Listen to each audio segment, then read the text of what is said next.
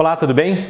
Vamos explorar agora um pouco mais sobre os minigames. Você já sabe que eles estão separados e categorizados por capacidade cognitiva, por exemplo, atenção, memória, reação, tomada de decisão. Então nossa recomendação é que você explore essas categorias e veja a ênfase que esses exercícios estão trazendo na estimulação cognitiva. Ao selecionar um minigame, você pode ter perguntas, como por exemplo, como foi a última noite de sono do indivíduo ou quantos copos de água ele tomou no dia anterior. Respondendo essas perguntas, você entra numa tela que mostra objetivos gerais e visões gerais desse minigame. Tem a descrição, modo de jogo e o botão de voltar ou continuar. Ao decidir continuar nesse minigame, você passará às telas de instrução. À medida que as pessoas vão utilizando esses minigames, essas instruções são passadas e você pode revê-la posteriormente. Porém, é importante que você instrua o seu cliente, o seu aluno, a manipular sozinho o Movie Trainer, para que ele possa aprender e você tenha mais disponibilidade para observar outros comportamentos, as suas respostas motoras e como que a pessoa está executando as demandas motoras que o Movie indica. Então você vai passar pelas instruções, é importante que você veja isso junto com o seu cliente no primeiro momento e antes de iniciar de fato o exercício, você pode rever as instruções ou de fato iniciar. Você vai reparar que nessa tela a gente tem um campo editável, seja o número de séries ou seja o tempo. Vão ter exercícios que o que vai contar para a carga destinada, a carga recomendada, são o número de séries, quantas tentativas ali o indivíduo vai ser apresentado.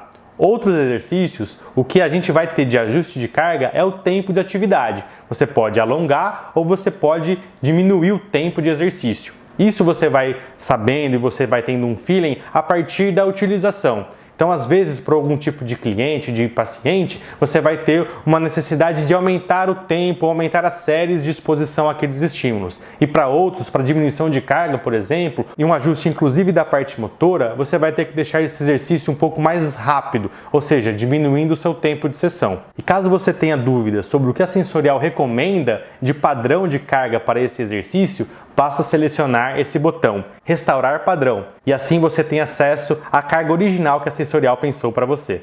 Na condução dos exercícios cognitivos, é importante que você encoraje o seu aluno, o seu cliente, a ter uma utilização mais autônoma do aplicativo. Assim, sobra espaço para que você possa refletir sobre o seu desenvolvimento, acompanhar como está o padrão de execução motora e conseguir avaliar como é que está a carga cognitiva e motora desses exercícios. Assim, você tem as condições de fazer ajustes ao longo do tempo. Ao encerrar o minigame, você tem acesso a um feedback.